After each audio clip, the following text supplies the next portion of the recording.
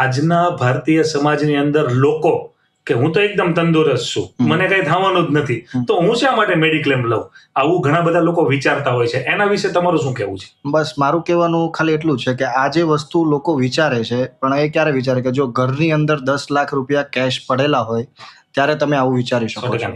પણ નેચરલી કેવું છે કે લોકો બીજાનું મેડિક્લેમ ઇન્સ્યોરન્સ છે કે નહીં એવું કંઈ જોતા નથી. ઘણીવાર અમે હોસ્પિટલમાં વિઝિટમાં જતા હોય જોઈએ છે તો શું છે કે લોકલ વોર્ડમાં સૂતા હોય ને એવું બધું હોય ને સરખી સારવાર ન મળે, એવો બધો પ્રોબ્લેમ આવે. પણ જો મેડિક્લેમ ઇન્સ્યોરન્સ હોય તો આ બધી વસ્તુથી તમારે મૂંઝાવાની જરૂર નથી. પછી એક હું તમને પૂછવા માંગુ છું કે મિડલ ક્લાસ જે લોકો હોય, જેમ કે મિડલ ક્લાસ ફેમિલી છે, એમના માટે કેટલો જરૂરી મેડિક્લેમ? મિડલ ક્લાસ વ્યક્તિ એટલે સમજો ને કે મોસ્ટ ઓફ 25-30 હજાર રૂપિયાની સેલેરાઇડ પર્સન હોય, બરાબર છે, કે ભાઈ માંડ કરીને ઘર ચાલતું હોય, હપ્તા હોય, એ બધી વસ્તુથી મતલબ કસ્ટમર કોઈ બી છે કે કોઈ બી માણસ છે તો મુસાફરી એ ટાઈમમાં કરતો હોય એમ. પણ આ બધી વસ્તુ કેવી છે કે મેડિક્લેમ હશે ને તો કાલ સવારે ભલે પ્રીમિયમ એનું 20,000 થી 25,000 15,000 જેવું આવતું હશે, પણ એ તમને મોટામાં મોટું કવર આપે છે કે કાલ સવારે કોઈ પણ બીમારી આવી ગઈ છે કે કોઈ બી વસ્તુ છે તો એ ટાઈમ પર તમને મેડિક્લેમ હશે તો તમારે કોઈ પણ જગ્યાએ વિચારવાની જરૂર નથી. કઈ હોસ્પિટલમાં જવું છે, બેસ્ટમાં બેસ્ટ સર્વિસ લઈ શકો છો, કેશલેસ કરી શકો છો, બધી જ વસ્તુ છે. અને પ્લસ બીજી વસ્તુ એવી છે કે આજકાલની બીમારીઓ છે કે નાના પૈસે નાના બિલમાં તો કોઈ દિવસ સારી થતી જ નથી. એ તો ક્યારેય નહીં થાય, કારણ કે મેઇન વસ્તુ મોંઘવારી વધવાની છે એટલે મેડિક્લેમના ખર્ચા બી વધવાના જ છે. અને એની સામે મેડિક્લેમ પ્રીમિયમ પણ વધશે, પણ સાથે સાથે આપણી રોજગારી પણ વધે જ છે ને. પણ છતાં બી લોકો શું છે કે ટાઈમ ટુ ટાઈમ આ વસ્તુ કરતા નથી. પણ જ્યારે આ પ્રોબ્લેમ આવે ત્યારે પછી મેડિક્લેમ શોધવા નીકળે, પણ એ ટાઈમ પર મેડિક્લેમ મળશે નહીં. પછી અત્યારના જનરેશનની અંદર જે મને ખ્યાલ છે ત્યાં સુધી કે એજન્ટોમાં શું ડિફરન્ટ હોય, જેમ કે ઘણા બધા એજન્ટો એવું હોય કે ઘણીવાર મેડિક્લેમ તો વેચી નાખે છે વેચવા માટે, કંઈક પણ નાનું મોટું કમિશન માટે, પણ એના પછી થાય એવું કે જ્યારે ક્લેમ સેટલ કરવાનો થાય છે ત્યારે ઘણા પરિવારો યા તો જેમ કે એજ્યુકેશન બહુ ઓછું છે, યા તો એમને ખ્યાલ નથી, યા તો જ્યારે પણ એમને ઇન્સ્યોરન્સ લેવા માટે ગયા હોય કે મેડિક્લેમ લેવા માટે ગયા હોય તો ડોક્યુમેન્ટેશન વાંચ્યા ન હોય, એટલે કે રીડ ન કરવી હોય રૂલ્સ એન્ડ રેગ્યુલેશન, તો એ ક્લેમ સેટલ ન થાય. તેમાં ભૂલ કોની, એજન્ટની કે કસ્ટમરની?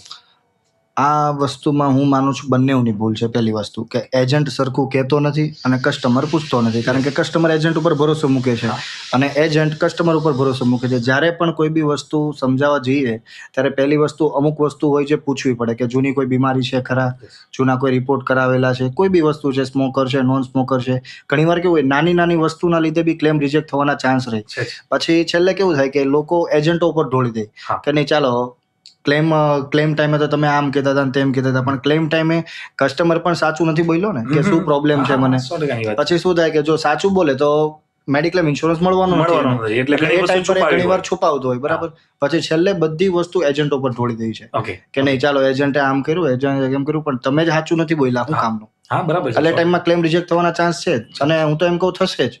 તમે જેટલું છુપાવશો, હું એમ કહું કે ખાલી 20-25 હજાર રૂપિયા ભરવાથી 3-3.5 લાખનો ઇન્સ્યોરન્સ તમને પાસ કરી દે છે એકી ઝટકે, તો તમારે ખોટું બોલવું જ શું કામ?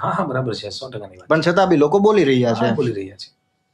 પછી ભૌતિકભાઈ, લોકો મોટા ભાગે ઇન્સ્યોરન્સ લેવામાં ડરતા હોય, એનું કારણ શું, શા માટે?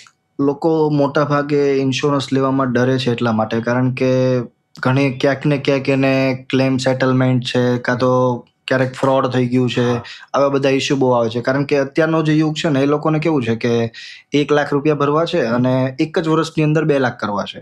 તો ઘણી એવી ફ્રોડ કંપનીઓ છે આમાં કે આપણે મેઇન વસ્તુ કે લોકો જોતા નથી કે કેટલા વર્ષ જૂની કંપની સાથે તમે કામ કરો છો, કે આ કંપની કેટલા વર્ષ જૂની છે, આનું વર્ચસ્વ શું છે, એવું કોઈ જોતું જ નથી. જેમ કે ઘણી એવી કંપની માર્કેટમાં મતલબ આવી છે કે લાલચ જ એવી આપે કે નહીં તમે આટલા રૂપિયા ભરશો તમને આટલું મળશે, ડોક્યુમેન્ટ પણ ઘરે મોકલી આપે, બધું જ કરી આપે, બરાબર. પણ જ્યારે ક્લેમ સેટલમેન્ટ આવે ત્યારે કંપની જ ના હોય. અને જ્યારે અમે માર્કેટમાં આ વસ્તુ લઈને જઈએ છીએ ને કે ભાઈ તમને 6-7% રેશિયો મળશે, તો એ લોકોને ગમતું નથી, કારણ કે એ કંપની ઉઠવાની નથી. જે ઓછું વળતર આપે છે ને એ ક્યારેય ઉઠશે નહીં. અને જે વસ્તુ ડબલ કરવા જઈ રહી છે તમને શોર્ટકટનો રસ્તો છે એ ઓલવેઝ તમારા માટે નુકસાનકારક. શોર્ટકટ કોઈ બી જગ્યા પર છે, એવું નથી કે રિટર્ન બેઝમાં, કોઈ બી જગ્યા પર તમે શોર્ટકટ અપનાવો એટલે પ્રોબ્લેમ આવવાનો છે. નહીતર જે નોમિનલ જે રિટર્ન મળવાનું હોય છે જે એ તો મળવાનું જ છે. એ તો મળવાનું છે. સમજો કે ગવર્મેન્ટની જે ગાઈડલાઈન છે એ પ્રમાણે 7-8% જે કઈ રિટર્ન છે એ તમને મળવાનું છે, પણ અત્યારે 7-8% કોઈ સંતુષ્ટ નથી.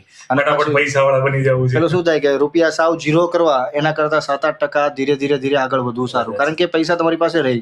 ભૌતિકભાઈ, તમે ક્યારેય કોઈ એવી ઘટના જોઈ છે કે ઇન્સ્યોરન્સ કે મેડિક્લેમ ના લીધો હોય એના કારણે આખું કુટુંબ તૂટી ગયું હોય કારણ કે મેડિક્લેમ લીધો નથી, વ્યક્તિ એનું બીમાર પડ્યું એટલે પૈસાની સગવડતા હતી નહીં, માર્કેટની અંદર ઘણી બધી જગ્યા ઉપર પૈસાની જોગવાઈ કરવા માટે ગયા પણ કોઈ હેલ્પ ન કરી એના કારણે વ્યક્તિ એનું ગયું એટલે કુટુંબ તૂટી ગયું. ઘરનો મોભી વ્યક્તિ હતો, મોટો વ્યક્તિ હતો, કુટુંબ તૂટી તો ગયું પણ એના પછી ઇન્સ્યોરન્સ નહોતો લીધો એટલે એનું કંઈક એને વળતર મળ્યું નહીં. તો એવું કોઈ દિવસ બનાવ બન્યો તમારી સાથે?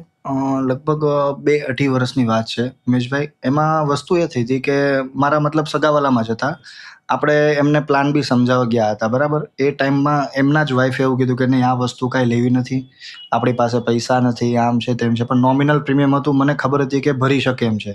પણ છતાં ભાઈ આપણે ઘણીવાર પ્રયાસ કર્યા, કારણ કે ઘરના હોય એટલે આપણે ઘણીવાર શું છે પ્રયાસ કરતા હોય કે મેડિક્લેમ છે કે લાઈફ ઇન્સ્યોરન્સ લઈ લે તો એના માટે સારું. મેડિક્લેમ વસ્તુ એવી છે કે કદાચ કોઈ બીમારી આવી જાય તો એના કામમાં લાગશે, અને લાઈફ ઇન્સ્યોરન્સ એવું છે કે ફ્યુચરમાં એના ફેમિલીને પૈસાની કોઈ બી એક સાથે જરૂર છે તો એ ટાઈમમાં ત્યાં મળશે. પણ મેઇન વસ્તુ શું છે કે લીધો જ નહીં. પછી 1-1.5 વર્ષ પછી લગભગ એને હાર્ટ એટેક આવી ગયો. તો હાર્ટ એટેકમાં લગભગ 7 થી 8 લાખ રૂપિયાનું દવાખાનું આવ્યું હતું.